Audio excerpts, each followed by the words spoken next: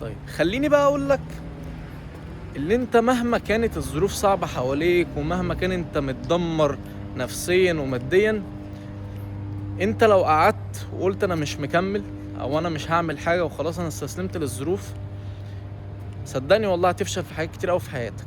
احكي لك على موقف في نفس الفترة بتاعت الفيديو اللي فات اللي هي فترة الجيش.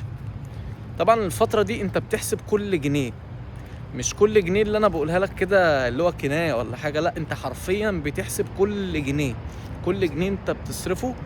انا قسما بالله كان بيعدي عليا فترات انا بقول الاسبوع ده انا مش هعمل اي حاجة عشان اوفر بس 5 جنيه. كانت ساعتها القهوة ب5 جنيه عشان اقعد، مش عشان كوباية القهوة انا كنت بشربها في الجيش الحمد لله، بس عشان اقعد لما مجرد بس ان انا اقعد على القهوة كده احس ان انا قاعد كده اللي هو اخد نفسي كده على القهوة. فكنت احاول اوفر 5 جنيه ويبقى معايا بالظبط مصروف مواصلات الاسكندريه. ده اللي انا كنت بحلم بيه. الاكل والشرب في الجيش هم بيوفروه، وحش هتاكله، مش عارف هتاكله، وانا الحمد لله كنت في مكان كويس يعني، مش عايز اخش في تفاصيل الجيش قوي يعني. خلينا بس نتفق ان الفتره دي حرفيا ما كانش معايا فلوس، كان جيبي دايما فاضي. فقعدت فتره فخلاص الدنيا بدات تقع خالص، لان انا كنت خلاص كنت يعني سبت شغل وسبت كل حاجه ودخلت الجيش، وكانت اول 3 شهور في الجيش. فالفتره دي انا مش متعود على كده. انا قبل ما اخش الجيش انا كان معايا فلوس الحمد لله، مش يعني عادي يعني اللي هو، وبجيب طقم واتنين وبشتري حاجه واتنين وكانت الدنيا تمام. جت هوب كل حاجه وقفت، كل حاجه فلست حرفيا. فلست معنى كلمه فلست، وانا تقتلني وما اروحش اقول لحد هات جنيه حتى لو بموت يعني ممكن بص ابيع هدومي بس ما اقولش لحد هات جنيه. فالفتره دي كانت من اصعب الفترات اللي عدت عليا. فقلت لا انا لازم اشوف لي حل كده. وكان بيبقى عندي وقت في فتره الجيش شويه، يعني انا كنت برضو يعني في الجيش انا كنت تمريض بس ما كنتش شغال في مستشفيات. فقلت طب انا اعمل ايه؟ طيب احاول اعمل اي حاجه، وانا كنت قبل كده شغال في هوم كير.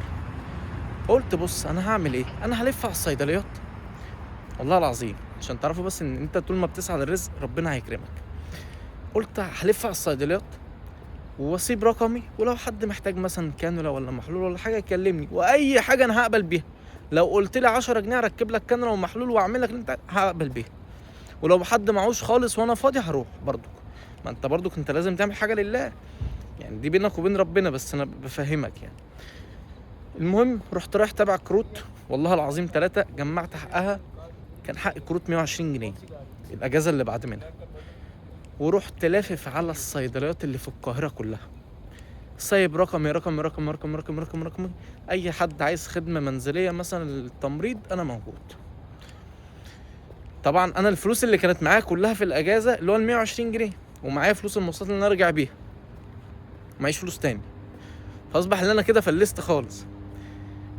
فرحت رجعت تاني، وزعت الكروت. يوم 2 3 يعدي مفيش، 4 يعدي مفيش، 5 يعدي، اسبوع عدى.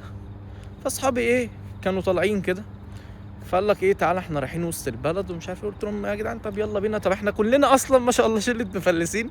فتره كحرته بنت لذينه، الناس اللي في الجيش هتبقى فاهمه انا بقول ايه، يعني ممكن البنات ما تستوعبش الحاجات دي. فاحنا خلاص احنا هنتمشى من عبده باشا لوسط البلد رايح جاي، معناش فلوس اصلا المترو اصلا يعني، وكنا احنا ممكن نركب المترو بس ما كانش ينفع يعني، خلينا لاسباب امنيه. فانا رايح بس لو انا نفسي هفتني على جيلاتيه انا معيش فلوس اجيبها، فانا رايح اعمل حساب ان انا هتمشى ومش هجيب اكل ومش هعمل اي حاجه، خلاص معيش فلوس. المهم يا دوبك طلعت اتمشينا شويه، وصلنا كده مثلا لحد العباسيه. هوبا الاقي لك التليفون بيرن.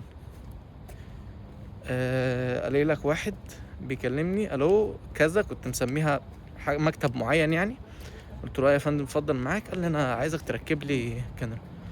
تركب لي محلول. فقلت له عينيا انت فين؟ قال لي انا مش عارف ناحيه عبده باشا وبتاع، كنت انا في العباسيه. رحت راجع ايه، قلت له يا باشا انا جنبك يعني. قال لي لا انا هبعت لك حد ياخدك، يعني بعت لي الموتوسيكل بتاعه، كان حد معلم تقيل يعني. طبعا انا مش فارق بقى معايا ناخد كام، المهم ان في رزق جاي. فرحت سايب الشباب، قلت لهم يا شباب معلش انا رايح ايه، انا رايح مشوار وجاي. وبعد كده رحت رحت مع الشاب وصلني. الراجل ايه كان تعبان، ومهبط شويه وبتاع، فرحت معلقه، الدكتور كاتب له على محلول، رحت معلق له الكاميرا والمحلول وكل حاجه تمام. هوب ياب هوب، ها كام؟ مش فاكر ساعتها اداني 100 جنيه ولا 150 جنيه. قلت الله، اللهم صل على النبي، اللهم صل على النبي، ايه الرزق ده؟ 150 جنيه مره واحده.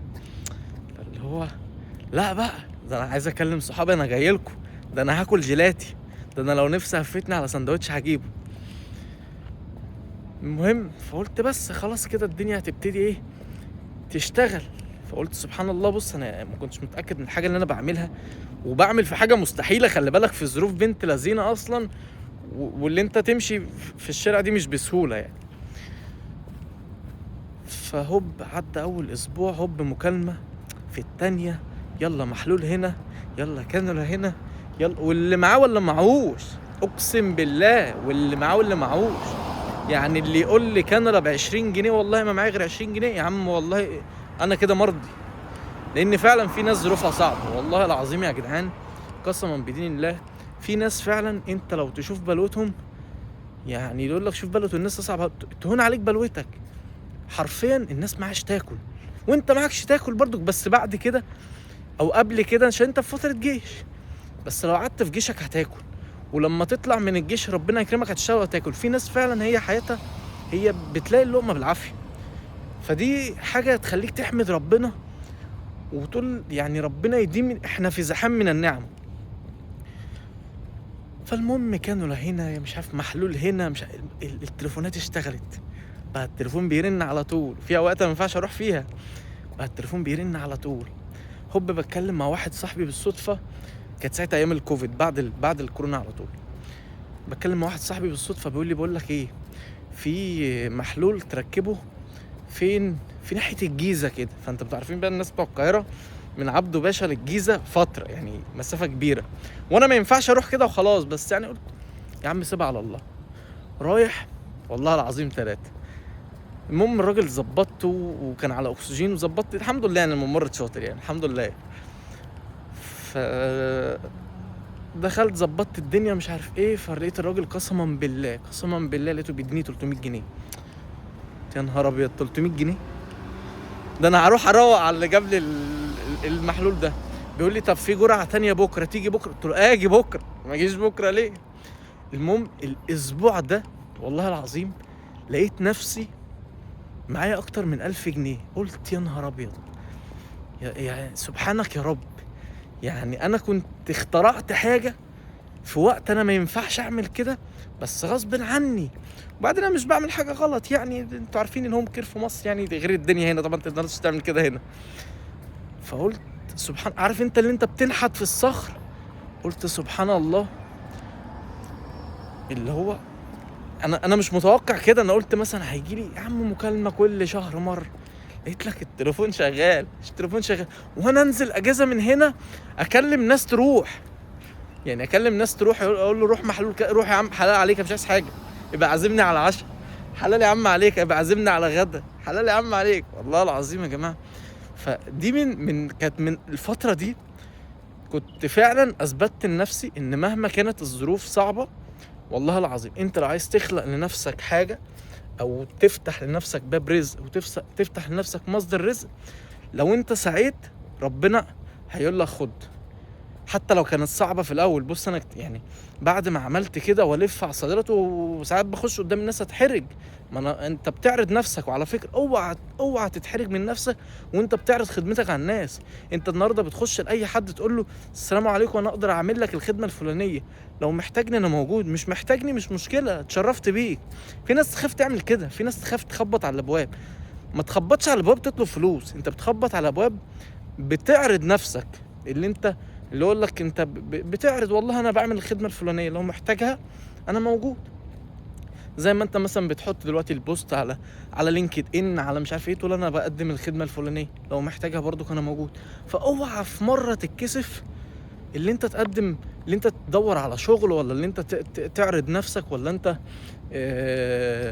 تتكسف بس اللي انت تعرض نفسك قدام الناس. فبعد الفتره دي والله العظيم يعني ربنا كرمني كرم يعني لا مثيل له، يعني الحمد لله يعني ربنا يعني مش انا مش بكلمك على فكره في ارقام كبيره، بس الرقم مثلا ال1000 جنيه ده كان رقم كبير جدا بالنسبه لي اياميها، يعني رقم لا تتخيله. كان ساعتها ربنا كرمني باكتر من 1000 جنيه. فاللي بحاول بس اثبته لك في الفيديو ده، يعني عشان انا طولت عليكم كده شويه، بس معلش الحكايه تستاهل يعني. بس لو انت عايز تخلق الظروف لنفسك وخايف، ما تخافش من حاجه. طول ما بتعمل حاجه صح اوعى تخاف من حاجه. ومساكم زي الفل.